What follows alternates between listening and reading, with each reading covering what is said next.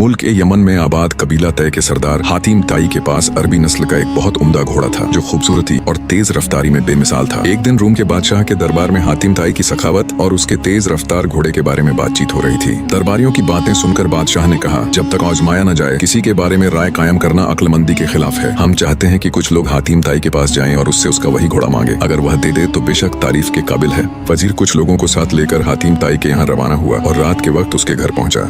इत्तिफाक से उस रात मूसलाधार बारिश हो रही थी और बादल खौफनाक अंदाज में गरज रहे थे, यानी हवा और बारिश का जबरदस्त तूफान था। ऐसे मौसम में इतने मेहमानों के खाने और आराम का इंतजाम करना बहुत मुश्किल काम था। इन तमाम मुश्किलों के बावजूद हातिम ने दस्तरख्वान पर बेहतरीन भुना हुआ गोश्त मेहमानों की खिदमत में पेश किया। सुबह हुई तो इधर उधर की बातों के बाद वजीर ने अपने आने का मकसद बयान किया और वह घोड़ा मांगा। वजीर की यह बात सुनकर हातिम ताई ने अफसोस के अंदाज में हाथ मले और कहा, अगर आप वही घोड़ा लेने आए थे तो आते ही यह बात क्यों न बता दी। अब तो वह प्यारा घोड़ा इस दुनिया में नहीं रहा। रात बहुत सख्त तूफान था और चरागाह से कोई जानवर मंगवाना मुमकिन न था। घर पर सिर्फ वही घोड़ा था और मजबूरन मैंने उसी को ज़बह कर दिया, क्योंकि मैं यह गवारा नहीं कर सकता था कि मेरे मेहमान भूखे सोएं। वजीर हातिम की यह बात सुनकर हैरान रह गया और बोला, लोग आपकी जितनी तारीफ करते हैं आप उससे भी ज्यादा सखी हैं। बादशाह को जब यह सारा वाकया मालूम हुआ तो उसने भी मान लिया कि हातिम ताई वाकई तारीफ के हकदार हैं। बहुत कम लोग होते हैं जो अपनी जरूरत पर किसी और की जरूरत को तरजीह देते हैं। हातिम ताई उन्हीं में से एक थे। एक ऐसी रात जब तूफान था, मेहमान थे और घर में सिर्फ एक कीमती जानवर था, हातिम ने एक पल भी नहीं सोचा। जिस घोड़े की शोहरत दूर दूर तक थी उसी घोड़े को मेहमानों के लिए कुर्बान कर दिया। यही है असली सखावत। हातिम ताई की यह दास्तान आज भी जिंदा है और हजारों साल बाद भी लोग उनकी सखावत को याद करते हैं। हर घर में कभी न कभी ऐसा मौका आता है जब हम अपनी जरूरत पर किसी और की जरूरत को तरजीह दे सकते हैं। रूम के बादशाह ने सिर्फ घोड़ा मांगा था, मगर हातिम ताई ने उससे भी बड़ी चीज दे दी। वह तो पहले ही रात दे चुके थे। हातिम ताई की सखावत की यह दास्तान आज भी उतनी ही ताजा है, क्योंकि जो अल्लाह के लिए देता है वह कभी भुलाया नहीं जाता। अल्लाह ताला हमें भी ऐसी सखावत की तौफीक अता फरमाए कि हम दूसरों की जरूरत को अपनी जरूरत पर तरजीह दे सकें।